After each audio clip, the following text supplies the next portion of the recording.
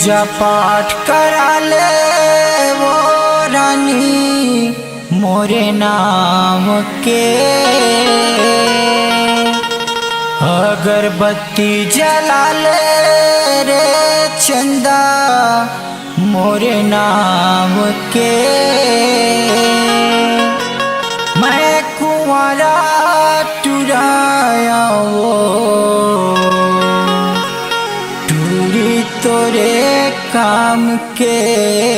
अरे जला हो तो किथोगा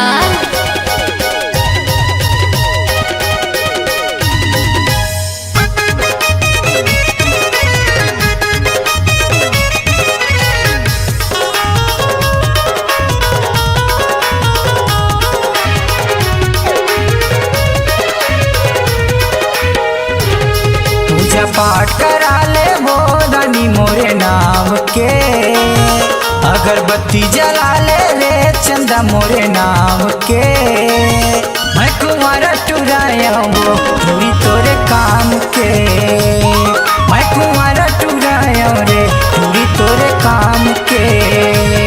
पूजा पाठ करा होगा भैया तेरे नाम के, अगरबत्ती जला हो रे राजा तेरे नाम के।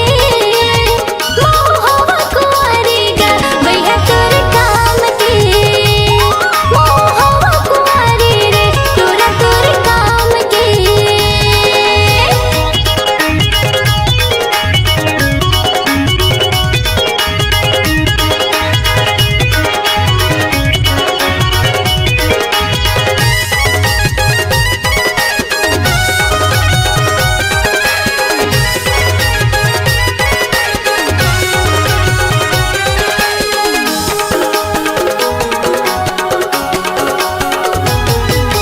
मोर सही खोजे में नहीं पावे बात कहत हो ठौका। छैल छबीला छत्तीसगढ़ी हा मैल बेला डौका।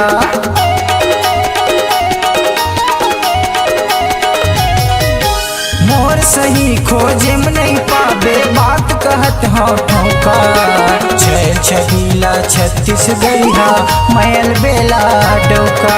छैल छबीला छत्तीसगढ़ी हा मैल बेला डौका।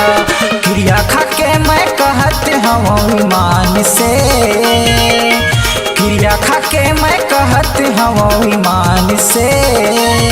मैं कुंवारा टुराया वो पूरी तोरे काम के। मैं रितेश दीवाना रे जानू तोरे काम के।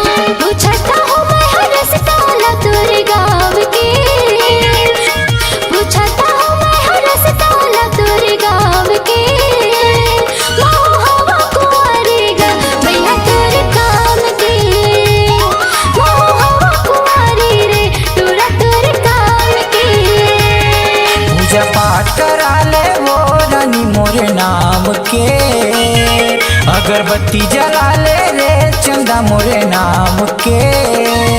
मैं कुंवारा टुराया वो पूरी तोरे काम के। मैं कुंवारा टुराया रे जानू तोरे काम के।